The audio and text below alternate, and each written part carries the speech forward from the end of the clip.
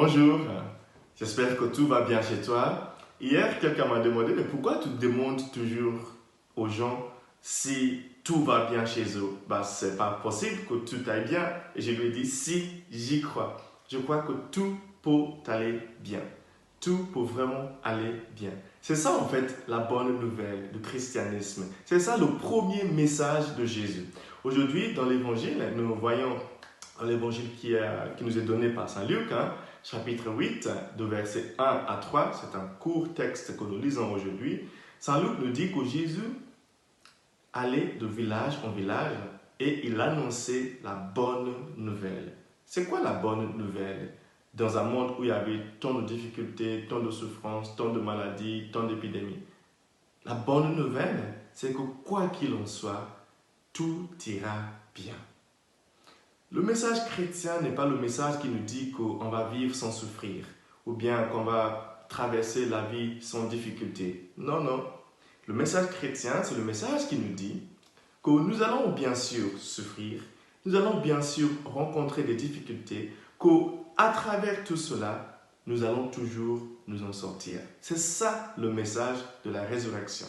Évidemment, Saint Paul nous dit dans la première lecture aujourd'hui, qui est tirée de sa lettre, la première lettre aux Corinthiens, chapitre 15, de versets 12 à 20, que si le Christ n'était pas ressuscité, notre foi est en vain et notre prédication n'a aucun sens. En fait, ce qui donne sens à la prédication chrétienne, c'est le message de la résurrection. La résurrection est le symbole ultime de la résilience chrétienne, ou bien tout simplement la résilience humaine.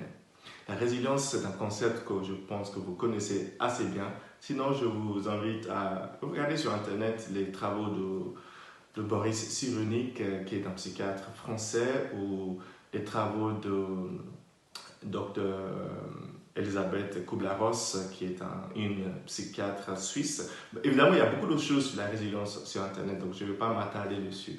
Mais la résurrection de Jésus, c'est justement pour nous quelque chose que nous pouvons comprendre dans ces deux sens. Dans un premier temps, comme le fondement même, le fondement métaphysique certes, de la résilience humaine. Cela veut dire que tu peux tomber, tu peux avoir des chutes, mais tu vas toujours rebondir. C'est ça la bonne nouvelle. C'est ça le message central de Jésus.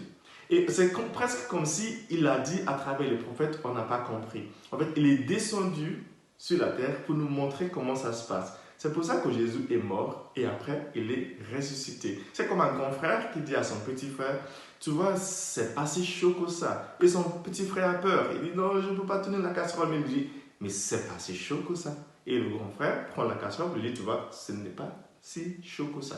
Et son petit frère prend la casserole et il voit que ce n'est pas vraiment aussi mauvais que ça.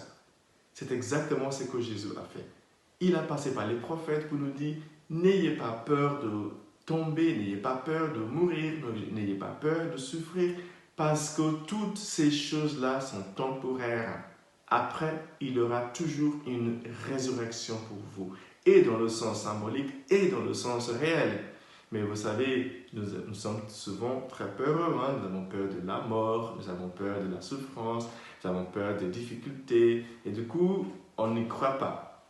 Ce matin, quelqu'un m'a dit, le message chrétien est trop beau pour être vrai. C'est pour ça que beaucoup de gens n'y croient pas. Peut-être, mais il n'y a pas plus vrai que ça dans la vie. Quand tu le prennes dans le sens symbolique ou dans le sens métaphysique ou réel, dans ces trois sens, essaye, tu vas voir, qu'à chaque fois que tu tombes, si tu y crois et tu t'efforces, tu ressuscites forcément. La nature est ainsi faite. Regardez par exemple la nature.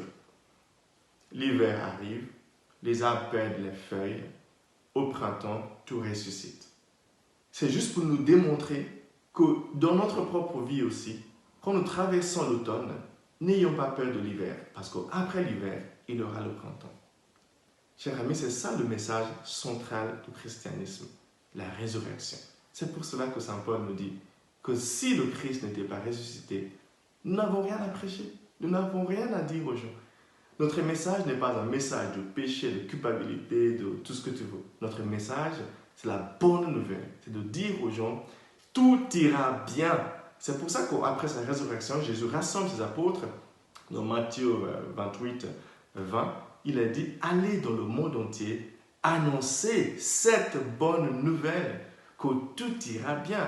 Baptisez-les au nom du Père et du Fils et du Saint-Esprit. » En d'autres termes, le mot baptême, c'est immergez-les dans cette bonne nouvelle, que tout ira bien, que peu importe la profondeur de ta chute, tu vas te relever, tu vas ressusciter. Voilà le message de Jésus. Et c'est pour ça que l'évangile, le mot grec evangelion, que nous traduisons évangile, il faut dire bonne nouvelle. Que Dieu vous bénisse aujourd'hui, le Père, le Fils et le Saint-Esprit. Amen.